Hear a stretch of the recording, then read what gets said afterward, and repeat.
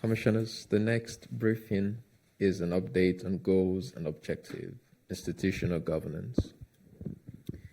Good afternoon, Commissioners. Danielle Mitchell, Acting Deputy County Administrator.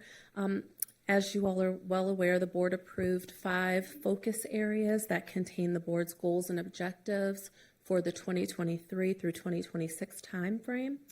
Staff then provides presentations to the board periodically on key accomplishments with respect to bringing those goals and objectives to fruition.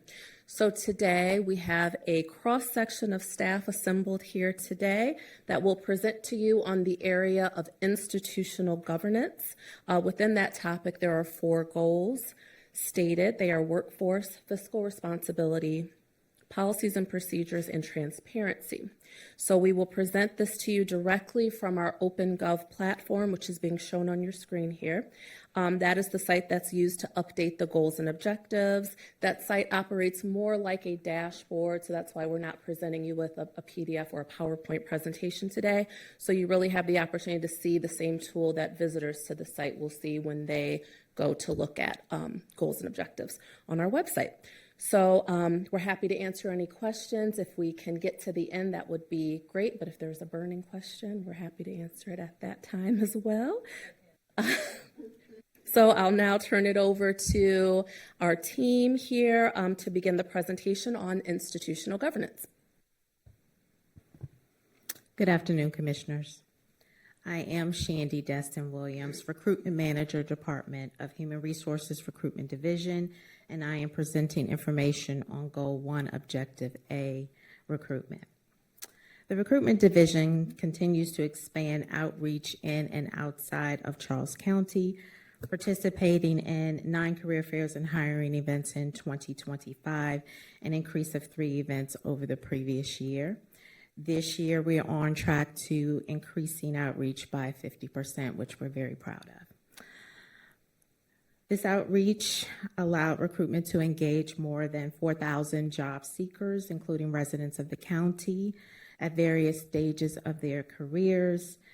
We attribute this feat to strong relationships with local colleges and universities, Charles County Public Schools, faith-based organizations, and through our county-sponsored events like the Public Works Truck Rodeo.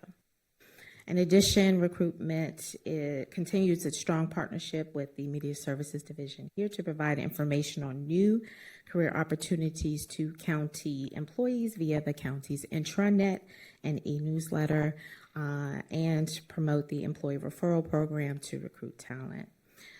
We also promote career opportunities on social media platforms like Facebook and LinkedIn, and allowing increased access to active and passive candidates with the goal of building strong talent pipelines, especially for hard-to-fill positions. And lastly, as the slide notes, we continue to educate all job seekers on how to find and apply for career opportunities through the Glad You Asked We're Hiring promotional video series. Commissioners and residents, I'm not going to share the video today, but I would like to note that it can be found on charlescountymd.gov under the 2023 to 2026 Charles County Government Goals and Objectives Institutional Governance page. And now I would like to turn the floor to Kristen Balcom.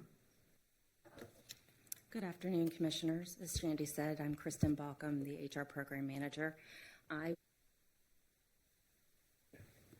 I'll be discussing retention initiatives, which is basically my focal point with the wellness program. So as you can see from the slide, we have been recognized. You could speak a little bit into the mic. Sorry. Thank you. Sorry. As you can see from the slide, we have been recognized from Healthiest Maryland Businesses for the last 9 years, with the last 3 years at the exemplar level. And this shows a testament to our commitment to employee well-being. Our wellness program is a core value. It's offering a whole person approach. It's building community and connection, supported by strong leadership that ensures long-term commitment. And our goal is to create a culture of wellness that meets the employees where they are, providing meaningful, inclusive experiences that support the whole person. And if you scroll down, you'll see photos of various initiatives and programs that we've offered over the past few fiscal years. And I'm going to continue and address the first portion of Objective B, which is countywide training and leadership. And so in FY25, our training participation increased by 19%, which is definitely attributed to management supporting the training initiatives and including and encouraging staff to obtain our Leadership Academy certifications and things of that nature, and tying it into promotional opportunities. And so it strengthens our leadership pipeline, it fosters innovation and collaboration, it reinforces our culture and values, and it's preparing the future workforce needs, and we're building a foundation for sustained success. With that being said, I'm going to turn it over to Elaine Pollard. Good afternoon, Commissioners. My name is Elaine Pollard. I'm the Equity and Access Coordinator, the Office of Equity and Access. And I'd like to walk briefly through the Equity and Access trainings that we've implemented over the past year. In calendar year 2024, we launched the Equity Focused Leadership and Management Series. This series is a 5-course cohort. It's designed to support managers in developing practical leadership skills. Things like having difficult conversations, strengthening communication, understanding emotional intelligence, and navigating conflict effectively. We look at it as a complement to Leadership Academy. This series grew directly from conversations we've had with employees during our Dialogue and Donut sessions and our equity focus work groups. What we heard was clear. Staff want to feel confident and prepared when stepping into people management roles. By using the cohort model, we're also creating space for leaders from different departments to build relationships with and learn from each other, which helps break down silos across the county government. Following the recommendation of the equity assessment that was completed last year, we also introduced 2 additional trainings, building a culture of accountability and understanding microaggressions. The accountability training focuses on setting clear expectations and reinforcing shared responsibility, because a strong workplace culture depends on both leadership and individual ownership. The microaggressions course centers on respect and teamwork, 2 of our core values. It helps staff better understand how everyday interactions can impact workplace culture and gives them practical tools to foster inclusion. Finally, we developed 3 tailored sessions specifically for executive and senior leadership teams. While aligned with the broader curriculum, these sessions go deeper and focus on the unique responsibilities of senior leadership as they guide organizational culture and implement equity assessment recommendations. Overall, these trainings are about strengthening leadership, improving communication, and ensuring that at every level of the organization, we are building a workplace where employees can do their best work and ultimately serve our community well. And with that, I will turn it over to Danielle Mitchell. Okay, thank you. I'll address system-wide training. The county system-wide training program was established in 2022, and it provides support to employees to allow them to participate in external high-level leadership training. Due to the financial and time-sensitive nature of these programs, participation is limited, and there is an internal application process. Several of the programs also require an external application as well. Employees must meet certain qualifications, including having worked for the county for at least 1 year, and must have completed the county's Leadership Academy that Kristen discussed previously. So as you can see, participation in each program varies by year, but has been consistent and increased since the program's beginning. And now I'll turn it over to Department of Emergency Services.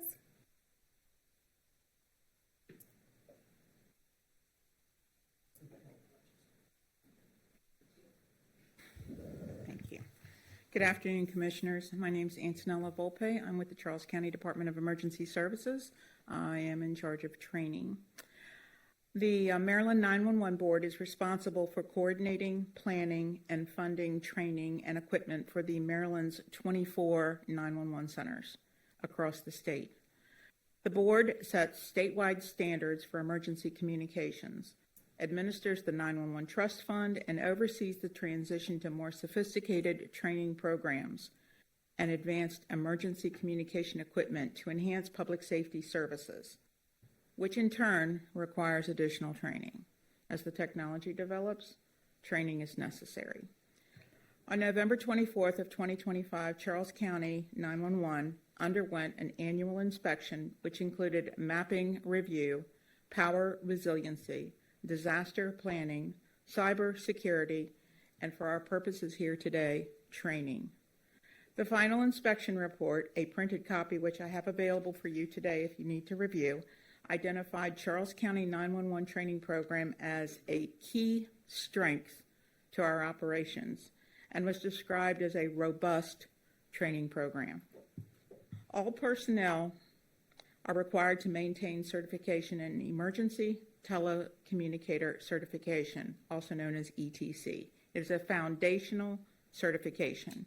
It's a foundational certification that supports emergency medical, emergency fire, and emergency police dispatch, as well as CPR.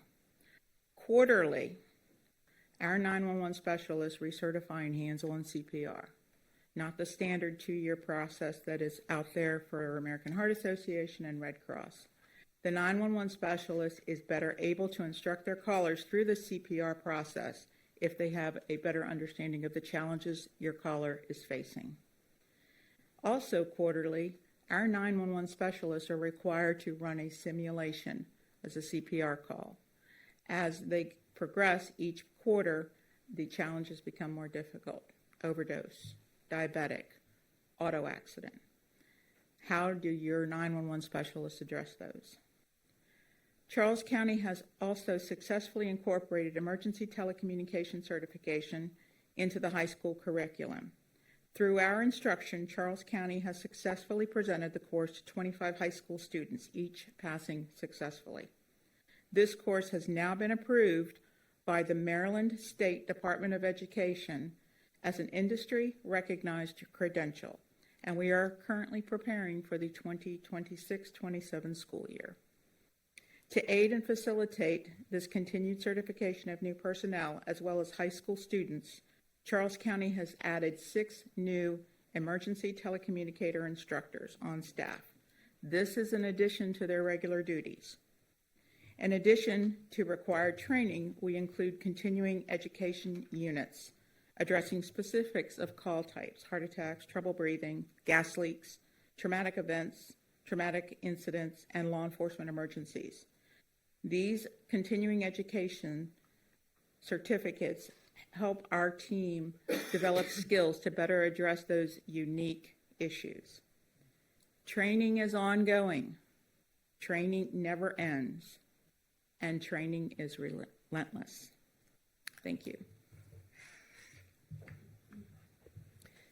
Now we have CDL training.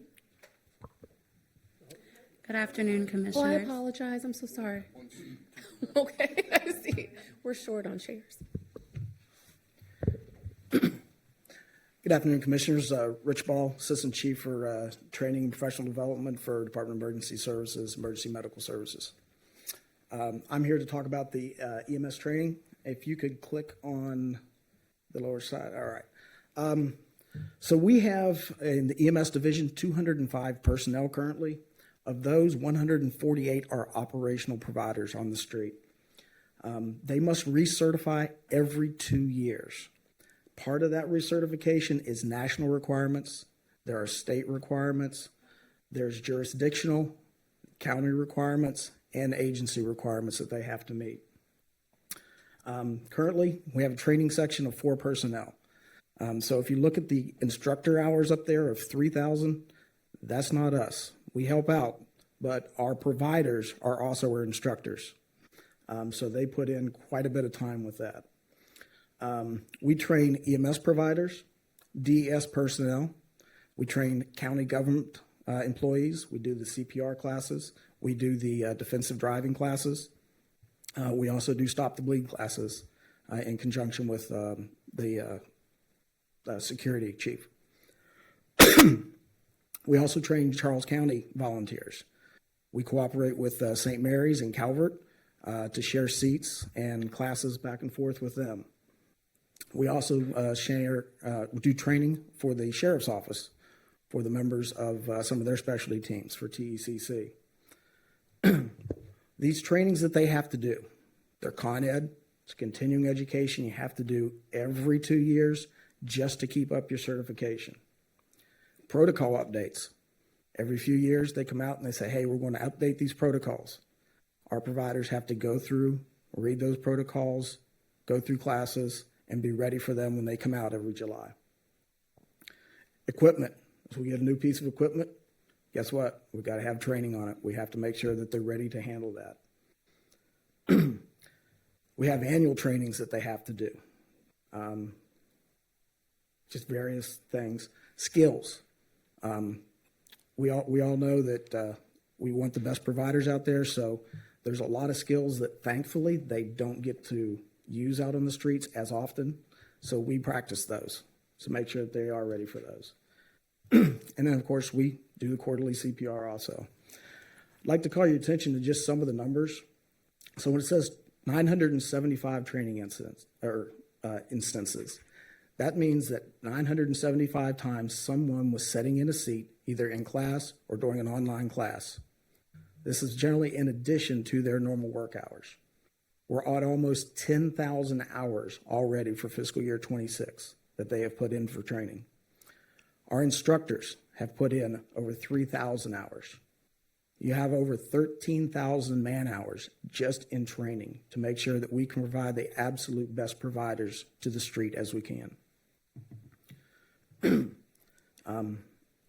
If you click on the bottom below the bar graphs and see course, if you just slowly scroll down through some of those, you can see there is a myriad of courses, classes that they either have to take or they take to improve their skills in certain areas or to provide themselves with the continuing education hours that they need for their recertification.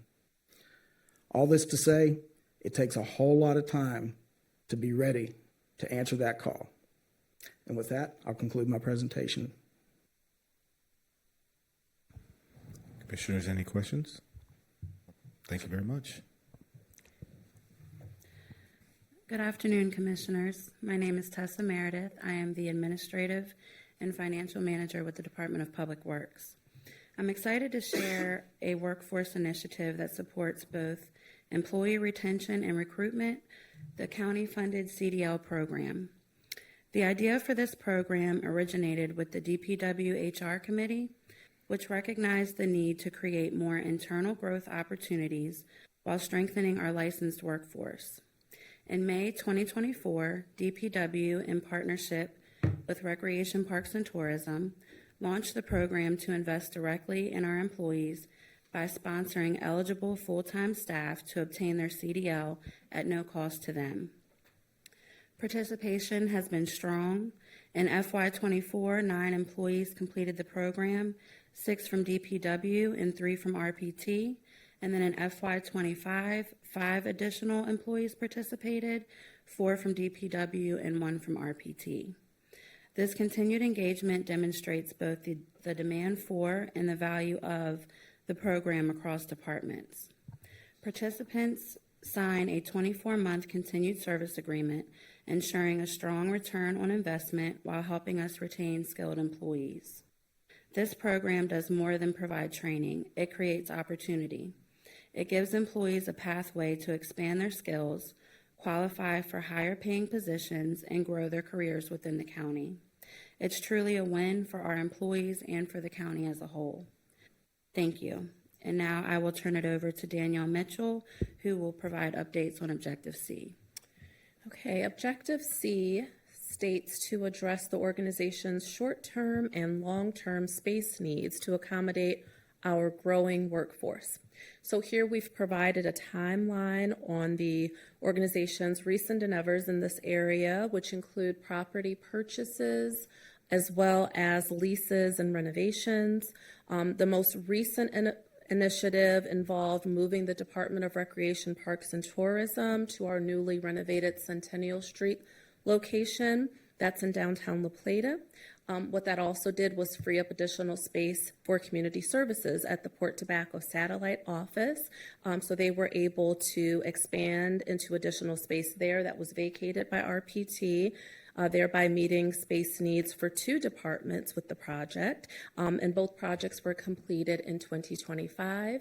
And at the end there are some renderings of the sports and wellness as a part of that 2024 purchase of the Sears Department building. And now I'm turning it over to Mr. Dyer to discuss goal number 2. Good afternoon, Commissioners. Jake Dyer, Director of Fiscal Administrative Services. For Goal 2, I'll be very brief because, quite frankly, these are goals that we come to the Commissioners on a quarterly basis or on an annual basis that thankfully that you guys get to hear about, and thankfully with your support, we are able to achieve these goals and objectives. The first one you'll see is something that everyone in the county should be proud of, is our AAA bond rating. As a reminder, in the fall, we received the AAA bond rating for all 3 for, I think it says there 8 or 9 years in a row, 9 years in a row. So that's something to be very proud of. And it's a combination of not just work from Fiscal Administrative Services, it's the combination of everybody that supports with getting us that AAA bond rating. The next objective that we have that you'll see there, keep going down, is to ensure that we are funding a sound budget for each year. And as each year in the spring, we're about to start the fiscal year 27 process, but this page right here really focuses on the 26 budget. That, as a reminder, that budget was approved in May of 2025 for fiscal year 26.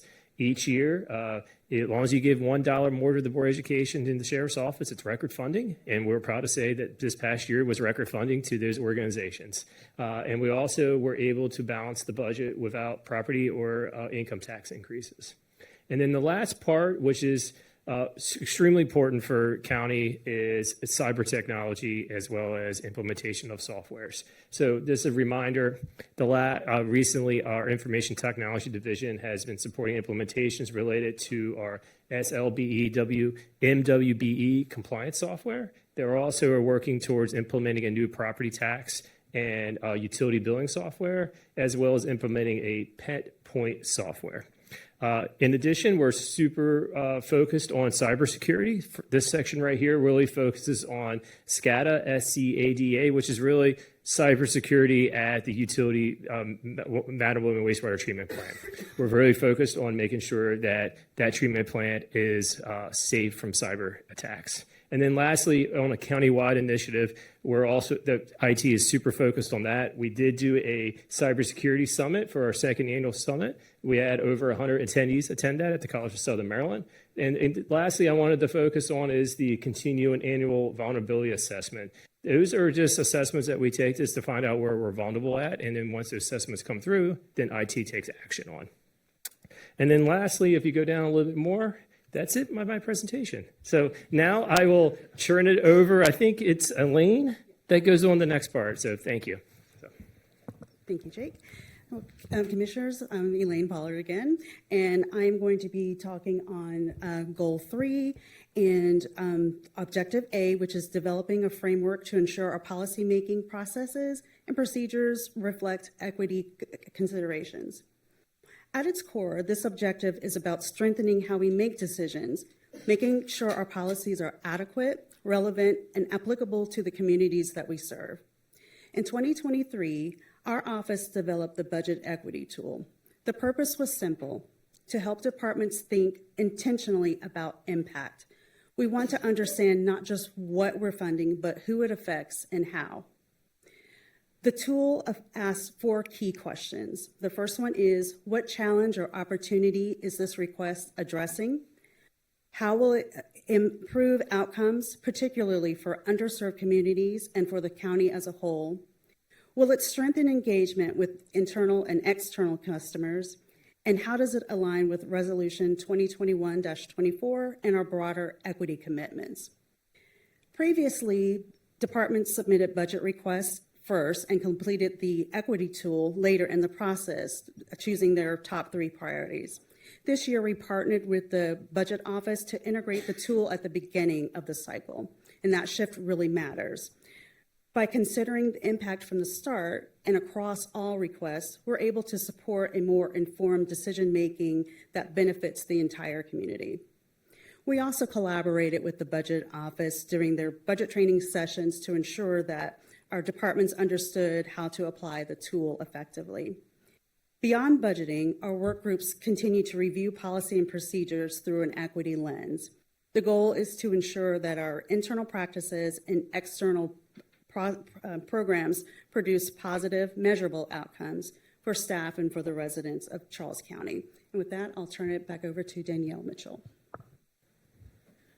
Okay, I am reviewing Objective B under goal number 3. Objective B is to identify, select, and analyze opportunities for process improvement in order to streamline and simplify. And so this area really for us focuses on our internal audit office. The internal audit office conducts continuous auditing throughout county government to ensure that existing policies and best practices are being followed. When the IAO identifies inconsistencies, it makes recommendations to bring each area up to the same standards. Beginning in 2023, the IAO began reviewing departmental purchase cards. As a result of these audits, the office has made several recommendations to different groups and offices, including limiting access, managerial approval for transactions, backup documentation, and ensuring purchase cards are not being used to sidestep the procurement process. And now I'm going to move on to Objective C, which is to review and update regulatory documents, codes, ordinances, and best practices on an established schedule, beginning with our standard operating procedures. So Charles County government has classified SOPs into 3 categories. Those are commissioner policies. Those are also the departmental policies and the county administrator procedures. So the county has many SOPs that are considered commissioner policies or county administrator procedures. These SOPs are all maintained by the county administrator's office and touch every department. This chart shows the number of commissioner policies and county administrator procedures that have either been created or revised over the last 3 years. And then with respect to other codes, we wanted to provide a quick status update on our major document revisions. So you'll see here that the Personnel Policy and Procedures Manual, which is managed by the Department of Human Resources, is in its final stage of draft review right now, and it's estimated to be completed this spring.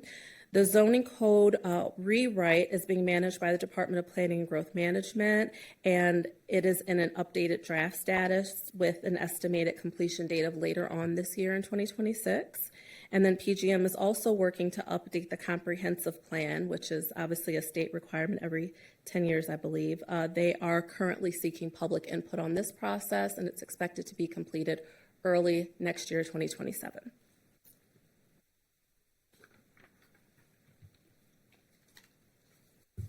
And now it's media to discuss transparency. Good afternoon, Commissioners. I'm Doria Fleischer, the Assistant Chief of Media Services and Community Engagement Manager. I'm thrilled to be here to talk to you today about goal number 4, which is transparent government and engagement, starting with Objective A, providing unique and diverse opportunities for engagement. And while I am the voice here today, this only reflects the work that the team, some of whom are sitting behind me, have worked really hard on finding new and creative ways to engage with our community. Specifically for Objective A, we've been focusing on how to provide diverse engagement opportunities because we recognize that our community is diverse. People want their news and information and how they get involved and stay connected in various ways. So we have to come up with methods to educate and inform and engage with them in a way that works for them. Some of these opportunities, as you can see, include a focus on more in-person events, workshops, academies, and meetings, including meeting people where they are. This year we had the pilots, and last year, excuse me, of 2 new academy models that fall under the Citizens Academy. We introduced the Children and Family Resource Academy, and we also did our first Student Citizens Academy. We're actually going to be doing our second Children and Family Resource Academy starting this evening as soon as I leave you all here. So if I'm talking quickly, it's because I'm really excited to go meet our next cohort of parents, caregivers, and youth advocates who are excited to find ways in the community that they can support youth and understand what resources are available. We also made an intentional effort to attend community events where we knew that public was gathering more organically than coming to 200 Baltimore Street for a government meeting. So we understand that this space may be inaccessible or just plain not fun or hard for people to get to. So we tried to go to things like the Charles County Fair and the Great Big Home Show so that we could find people where they were and engage with them there and try to show them a different side of government. Another engaging new way that we're trying to get into people's brains of how they can be more engaged with us are the Charles County Unpacked webinar series. These 15 to 30-minute episodes are a lot of the topics that are being presented at Citizens Academy, but we know that Citizens Academy is not something that we can expect all of our residents to do in terms of being able to give up 12 evenings in a row and commit to that level of in-person engagement. So we've taken the topics that we share in Citizens Academy that get great feedback in terms of what people want to know, and we've created these short webinar style videos. We're building that library up, and we hope that that gives people the opportunity to have the same great content with the convenience of it being watched anywhere, anytime. Lastly, I just want to touch on some of the fun online engagement stuff that we're trying to do, and I did just use the word fun. We're really trying. We know that government isn't always fun, so we're trying to grasp at the opportunities that are when they're available. These are some social media trends that we followed from other jurisdictions, including becoming a snow smart neighbor, which when we started planning this year, we did not realize how absolutely relevant it would be. We might actually be responsible for the storm. So I apologize. Sorry, Jake, it cost a lot of money. We encouraged residents before all of the snow came this year to learn about how they could be a snow smart neighbor, what that means in terms of helping to prepare for a storm. And we added a little fun component to it where you could submit names that you would want our snow plows to be named. And that got a great feedback from our community and a lot of engagement. We also followed the social media trend Charles County, the Spotify Wrapped. And we did a Charles County 2025 Wrapped. If you were curious, the most attended community meeting was the Sports and Wellness Community Meeting in February. It had over 300 attendees when it was held at the old Sears building. Transitioning to Objective B, which is increasing the availability of online resources and information regarding resources available and services to the community, we wanted to talk about our 31 Days of Engagement campaign. We provided residents with 31 ways, one per day for the month of January, that they could be more involved. And it was supposed to be kind of a New Year's resolution. It's never too late to get to know your county government. These ranged from very, very simple, like follow us on social media or just check out a post, to getting more involved, like visiting a community center, completing an online survey, or attending a community meeting. Engagements like this are really valuable to us because it gives us a chance to see how we can find ways for people to get more involved, but it also gives us an opportunity to encourage people to see that there's a lot of different ways they can do it. So it's a bonus to us when people sign up for the citizen notification system. It's a bonus for them that they get the emergency alerts, but we now have a way to reach our residents. So we try to build these unique engagements in a way that demonstrates there's a lot of different ways to get involved and stay connected to Charles County government. I'm going to transition to speak to the first component of Objective C, which is working with the cross-departmental work group to promote and disseminate information in a strategic and timely manner.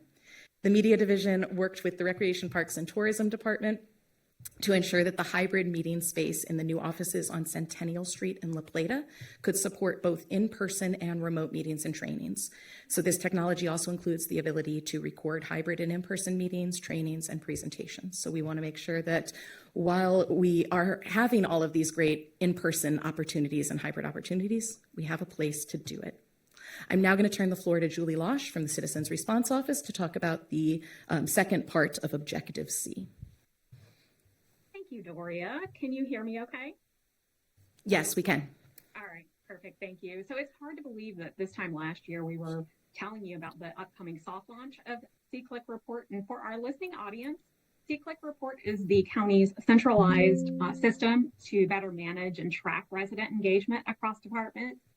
And our residents can report on the web form as well as the C-Click Report Charles County, Maryland app. So I had to get that in there. So we soft launch in April 2025, and by September 2025, we reached full implementation across departments. And that timeline only worked because of the strong department collaboration. Specifically, Planning and Growth Management did the heavy lift of onboarding and training their department, which allowed me, the Citizen Response Office, to focus on scaling the rest of the organization. That was a huge, huge positive for this program. So let's talk about the metrics. What's encouraging is not just that we launched the system, it's how quickly it's been adopted and how it's performing. We already surpassed 1,000 submissions, and I cheated a little bit before I came on. I just looked at the app home screen, which tracks submissions to date, and saw that it was 1,280 to date. So we have over 50 service categories that our residents can submit under, and that grows as we refine the platform. And most categories are acknowledged within 24 hours. We're seeing acknowledgement rates between 85 and 90%, and we're working towards 100%, but for a new platform scaling across departments, this reflects strong adoption.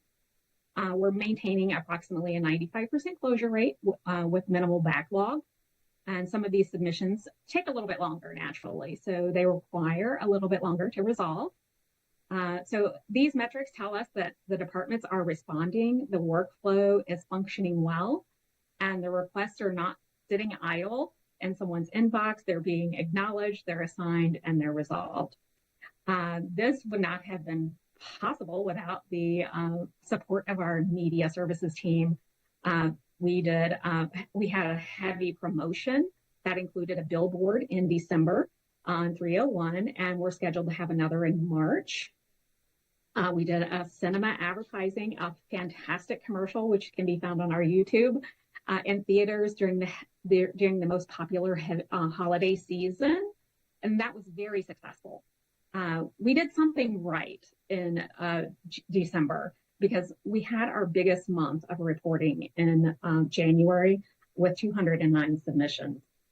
So I just want to take this opportunity to share with you that I am so proud of this platform. And just to summarize it, it provides a single system of record management for resident engagement with real-time visibility into trends and response activities. It ensures the public input is documented, routed, and tracked through resolution. It streamlines audit readiness and accountability through searchable records and performance reporting. So if you want to hear anything else about it, please let me know. But with that, it concludes our presentation today, and I will turn it back to the commissioners with any questions. Commissioners, do you have any questions? No? Thank you very much, ladies and gentlemen. It's a wonderful presentation.